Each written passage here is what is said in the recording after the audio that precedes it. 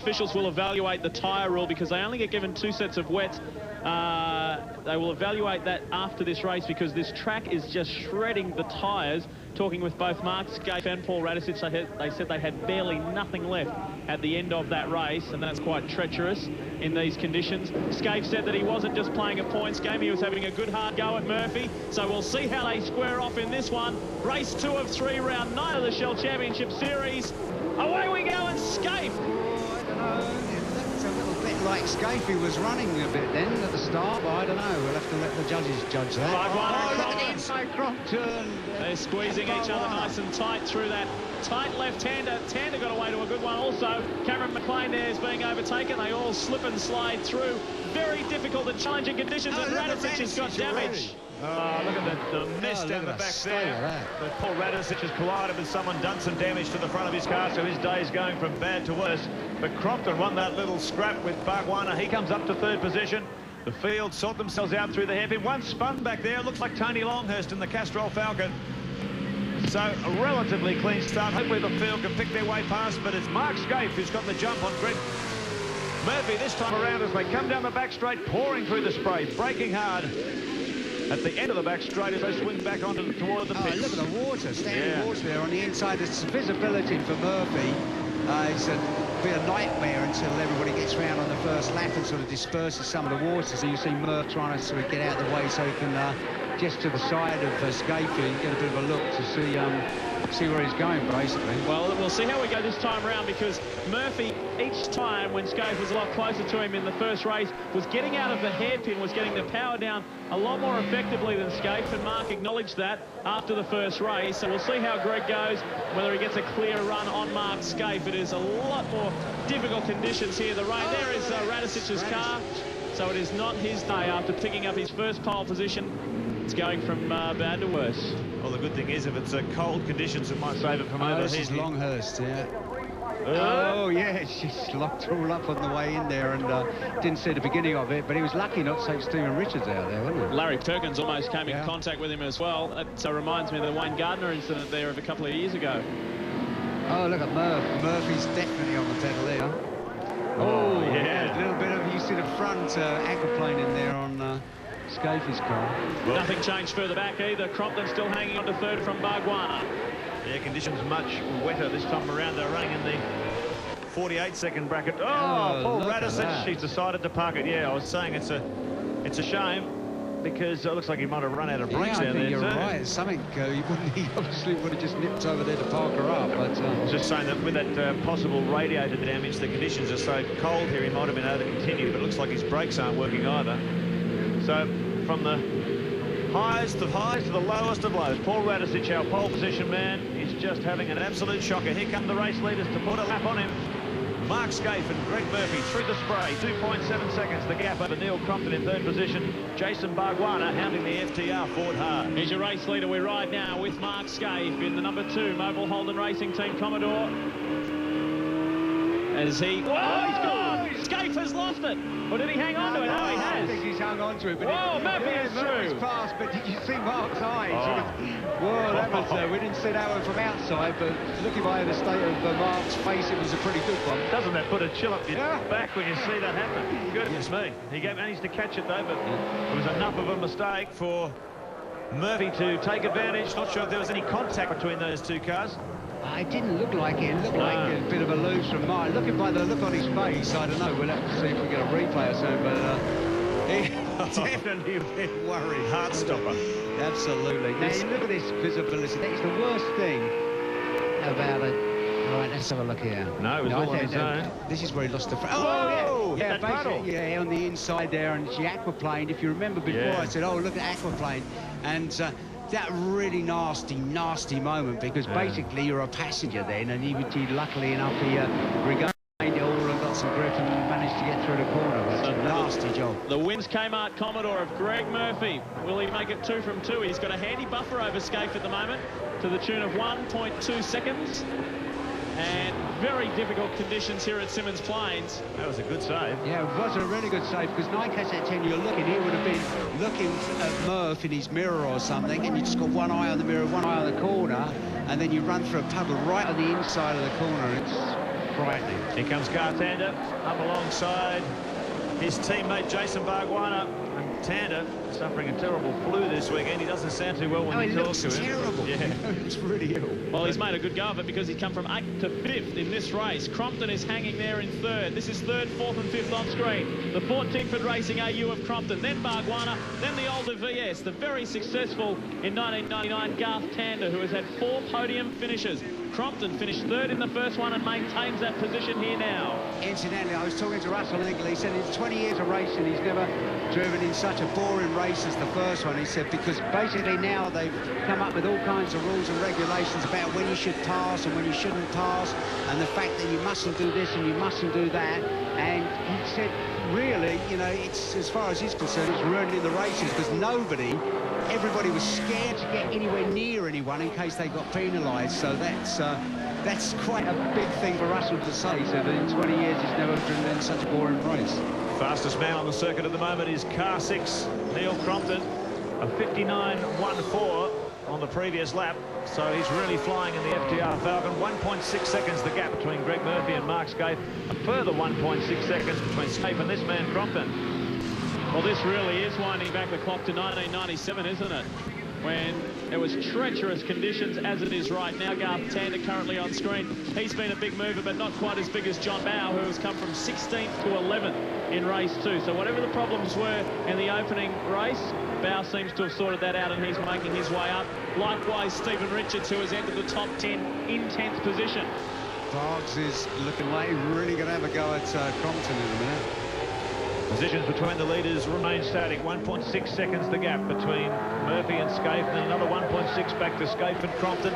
They're not that far behind, Mark, no, are they, when you look at it? Here's Bargwanna having a sneak peek up the inside, but won't do. Oh, a little bit of the old touch up the what's it? I'm here. Hello. The Mitre 10 lap counter indicates lap 7 of 22. We've still got plenty of action left in this one. And isn't it healthy for the championship? It's great to see Bargwanna come back and the 2 wins cars. Yeah, so no drivers that have been struggling this year finally seeing some headway. I guess we expected that, Lee, because at the beginning of the year, the Mobile Holden Racing team were always going to be dominant because they had the most sorted overall package of anyone. But as the year's progressing, as we're seeing with the Wins team, as we're seeing with the Valvoline Cummins team, the guys are starting to get on top of these Bridgestone tyres. They're starting to discover how you make the car work for you, and we're starting to see a lot more competition. Now you will see for the first time Bargwanna on screen right now and his teammate right behind him. They will team up at the FAI 1000 in November and also the Queensland 500 at the Queensland Raceway Circuit. For the first time, they drove with different drivers last year. If you remember, Tander teamed up with Cameron McLean and Bargwanna, Jimmy Richards, as Tander runs wide and puts the pressure on Bargwanna. And they've got an interesting challenge ahead of them because in terms of height, Tander's 190 centimetres tall and Bargwanna is considerably less at 168. So they've got some serious sorting out to do with in terms of their seating positions. Don't forget the next round coming up is the 10th round of this year's Shell Championship Series at Winton on August 22. And also, too, we'd like to send a message to you, too. Barry, you'd like to make mention about the Queensland 500, and they seem to have got the traffic problem sorted out. Yeah, the local government has got involved in it, the local council, the police, and basically what they're going to do going into Queensland Raceway, they're going to make the part of the freeway one-way and absolutely make it like a one-way system. Oh, it's Cameron McLean. Cameron McLean. Well, one-way system, and they are sure to have it sorted out. You know, there's no doubt whatsoever about that. You know, everybody and their aunt is involved in it, so they're doing their best and they're promised that it's going to be okay. Well, you can see Cameron's running those big discs on the wheels. Have a look at them on the Shell Helix replay. Oh, yeah, just... Now, the idea with those discs on the wheels is to trap a lot of the brake heat inside the rim and transfers heat to the tyres, try to make them come in a bit sooner. But Cameron said the price he was paying, that it was actually making the brakes a bit too hot. Bargwanna in front of Crompton. So he's up to 3rd. Oh, look at that Tander. Tander's putting the pressure on Crompton as well. So here come the Valvoline cars, the new VT of Bargwanna, the older VS of Tander. He has a look at Crompton now, and the visibility is very, very low. Fastest man on the circuit, though, at the moment is Russell Ingle. 58.04 for the Castrol driver, but he's sitting right back there in 8th position. And he's a long way behind the leaders. Here they come through the spray. Bargwanna, Crompton now defending from Tander, has a look down the outside as they break hard for the hairpin. I'd say that's one of the most things to get used to in a touring car when you first try it. Is in this where you never get used to it. This kind of visibility, or the lack of visibility in the rain. It's just you think, I'm bloody mad, you know, I'm flat out here, I'm doing 140, 150 mile an hour, can't see anything.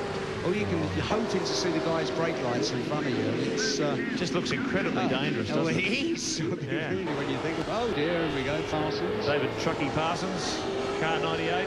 Now is that on the outside of turn 2? If it is, we will see a safety car condition, because that's where Dick Johnson went off. Where is that? That's exactly the same position. That's it. Oh yeah, exactly that. Oh no, look at that. That's Murphy. Murphy spun. Now he's got a big dent in the back bumper. I wonder if he was lead on there. Well, just gets through in front of Russell Ingall and rejoins behind teammate Stephen Richards. Have a look at the back bumper on car 12. Oh yes. Looked like he had a big dent there. We'll have to look at that closer, but Murphy having a big spin. So it's all happening here. The conditions absolutely treacherous. Tander trying to put a move on Crompton there. Now, we got a very quick shot of it there through the hairpin. Bargwanna is very close to Mark Skaife. So Skaife now leads this race at the halfway mark, lap 11 of 22. There is second place, Jason Bargwanna in the Valvoline Cummins Commodore. And if you remember, he finished on the podium here last year in third place behind Lowndes and Skaife. And we know he's ever so good at the end of the straight. You remember last year when he got two of them at the end of the straight up the inside. It'd be nice for Bargs to get a decent result, wouldn't it? So. And there's Jason Bright off, look. Oh, Jason Bright in the Pertec Ford. Oh, dear me. Well, it's getting very, very slippery out there, isn't it? Yellow flags waving, there's cars going off all over the place. Getting like a skating rink at Symmons Plains as the rain continues to pour. Mark Skaife, 1.2 seconds in front of Jason Bargwanna. Neil Crompton still in third, some 2.4 seconds behind the Valvoline machine. But there's the Pertec Ford, and that is in even a more dangerous position. That's in a really bad position. He's out on the track. That is mega dangerous there. All right, well, there's been plenty of action in the second of 3 races, round 9. This is how they sit the revised positions. Skaife, Bargwanna, Crompton, Tander, and McConville in 5th. Back right after this. Welcome back to Symmons Plains. We are back under green. Skaife leads the way as Tander looks for a way past Neil Crompton. So new race leader Mark Skaife. Through they go. Big puddle of water there on the inside of turn 2. Bargwanna, Crompton, Tander, they are still your top 4, and Murphy has dropped back. So too has Cameron McLean, who has drifted all the way back to 22nd after we saw him running off. I tell you what, McConville's on the way up now. Yeah, he's doing a steady run. Look at Tander on Crompton. The outside run. No, I don't think so. He's going to try. Well. Oh, yeah, he was hung out to dry there because that's allowed Cameron McConville to come up the inside. The 2 VS Commodores, the 2 older model cars. McConville tucks in behind in the spray. Look at the amount of water out on that circuit. Blinding vision through these screens. The Shell Helix replay of this, the Murphy incident. Yeah, it's on board with Mark Skaife. You see there, you watch Murphy on the right. Dougal brakes quite hard, and then Murphy just locks it up. He doesn't get tapped by a mark or anything. No it's contact. Just a racing accident, really. When the wet conditions are like this, you get that sort of thing. That has handed the points to Mark Skaife, and incidentally, after race 1, where Skaife finished second, he was tied, or I shouldn't say was, he is tied for second in the championship now with Glenn Seaton. So it's all about points at this stage of the season. And keep your eyes back through the sprays, guys, at Russell Ingall. He is consistently the fastest man on the track, and he's right behind this bunch here. You'll see him just coming through the spray in the SLX silver machine.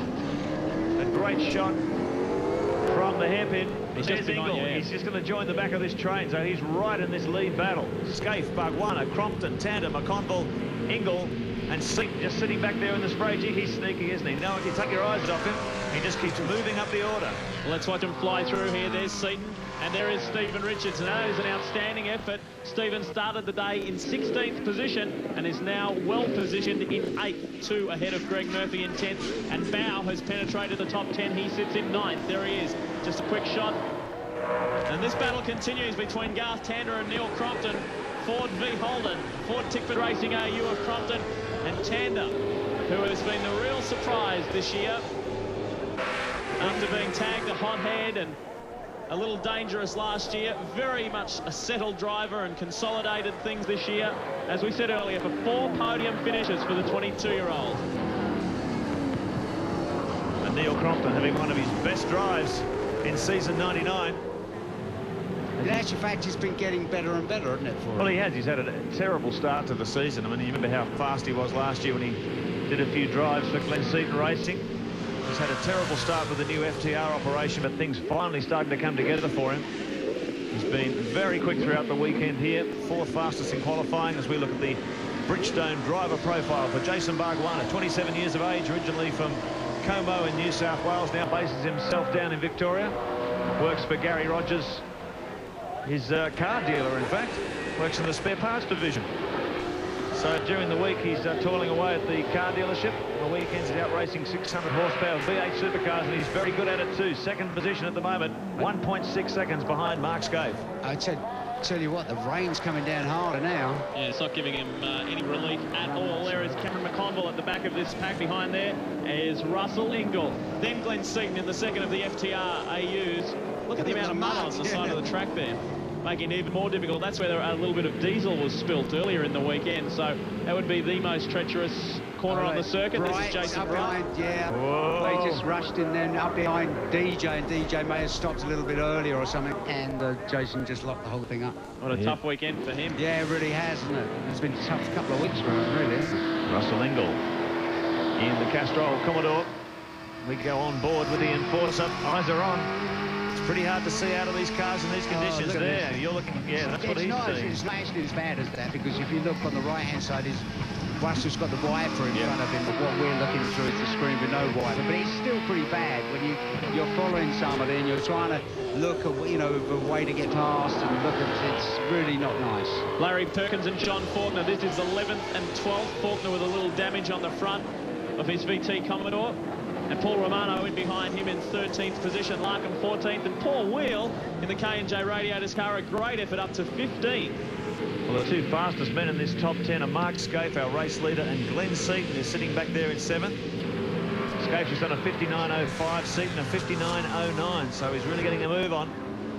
Sitting back there in the spray, but he's still got a lot of work to do. And if you're saying, hang on a minute, I thought the races were 3:22 lap races. Of course, we had the safety car period, so this is now 25 laps, giving Ingall time to make the move. Oh, McConville gets sideways. That's the entry onto the main straight. It's an extremely fast section of the circuit. Then they go through the little dip and rise before this complex here, which winds around onto the straight run down to the hairpin. If you drive around here in the rain, there's a lot of surf. The grading on the track seems wrong over there where Skaife lost it, because the water just puddles on the inside of the circuit.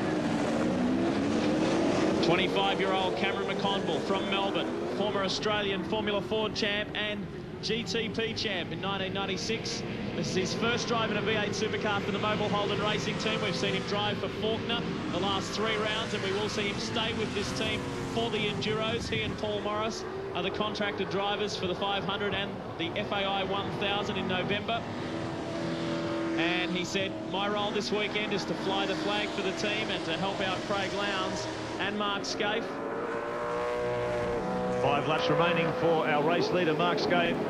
Jason Bargwanna now 2.8 seconds behind the Mobile Commodore. Skaife's doing it strong out front. Neil Crompton. It's Greg Murphy. Oh dear. Well, Mike Emery now in the Saab Breck Commodore. He's parked that coming out turn 7 onto the pit straight. Now, will that call out a safety car? Will they try and finish it? Gee, it's difficult out there. Well, it's the worst thing, because it's raining hard and the tyres are getting more worn, so you've got less and less depth of tread on the tyres, and more water on the circuit, so everything's going the wrong way. It's Mark Larkham. That will be it for Larkham, perhaps, or will he try and get back out and finish this race with just 4 laps remaining? Boy, had a nightmare of a year. Remember the first race I was talking about the front spoiler, and we saw Skaife's spoiler go from red to white just because it was being eroded away. They actually had to change the front spoiler. It gets sort of just blasted that bad. It was a brand new spoiler, and they had to replace it with another new one. Just with the water blasting, if you wish, and a little bit of the grit or whatever off the circuit surface. As Russell Ingall is right there with Cameron McConville now, and then Seaton and Richards as Larkham in the Mitre 10 Ford rejoins.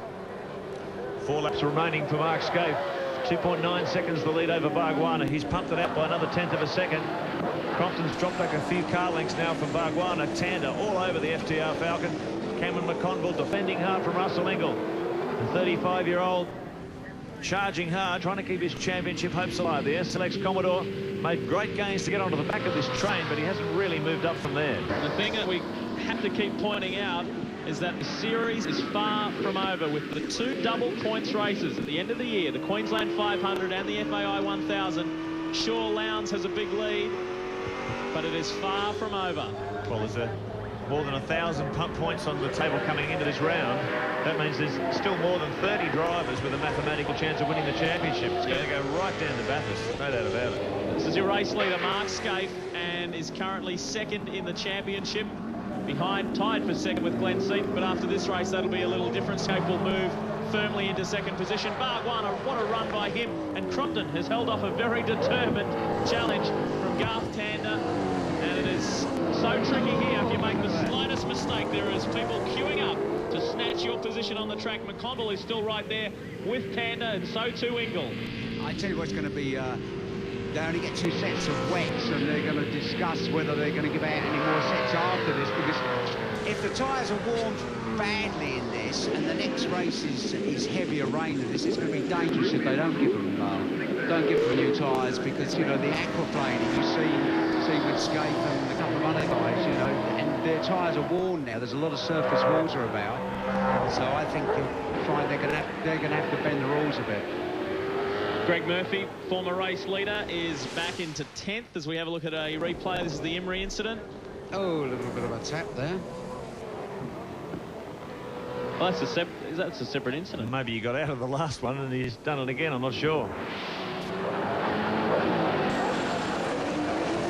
2 laps remaining as Tander so persistent, but well, Crompton's doing the best job of defending, isn't he? Like, he's just putting his car in a position where Tander has nowhere to go in terms of moving up a spot. There's no way that Tander could go around the outside here. Normally in the dry you could run 2 abreast around there, but it would just be suicide to do it because nobody's out there. There's more surface water on the outside of the circuit, so you'd have to be brave or stupid to try it. Now this will be Crompton's second third in a row. Race 1, he finished third. Race 2, he's looking good to get that.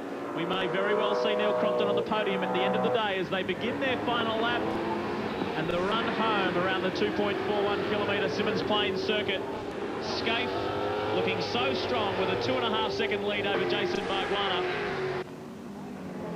Now, word true that although they are thinking about, and when I say they, the officials evaluating the tyre situation, apparently the word from the pits is that Bridgestone only have 10 sets of wets left. That's a major dilemma then, Lee, because you're talking about a safety aspect here, not talking about purely competition. And if the weather does get any worse, you know, it would be quite wrong to send people out on warm, wet weather tyres in weather conditions like this. Well, we'll keep you up to date on that situation when we return after the break. Once this race concludes and we come back for race 3, we'll keep you informed about that. But this is the run for home, and Mark Skaife picks up the win in race 2 here at Symmons Plains. A well-deserved win. There is Jeff Grech, the Mobile Holden Racing Team manager, and his boy brings home maximum points in the second race. There's Glenn Seaton, a determined drive by him. He will finish in 6th position, and that's where Glenn is so sneaky, just creeping up and grabbing the points. But Skaife, a second in the first and a win in the second, and his championship just gets better and better. After a disastrous Adelaide 500 at the beginning of the year, he's just played a sensible game, has won 4 of the 8 rounds so far, and just keeps on gathering those points, Baz. Well, that's what it's all about, you know. He's well, Mark's been racing long enough now, you know, he's bright, and you don't win it in one way. So as you were saying, you know, with the long distance races coming up, the amount of points on tap is quite incredible when you think about it. Well, that's Mark Skaife's first race win here at Symmons Plains. Can you believe it? Since 1994, 5 years ago. Jason Bargwanna in for a well-earned second from Crompton, Tander, Ingle, Seaton, McConville and Richards in 8th, which was a very good position. And there is Murphy in 10th. A strong run by John Bowe also, and Cameron McLean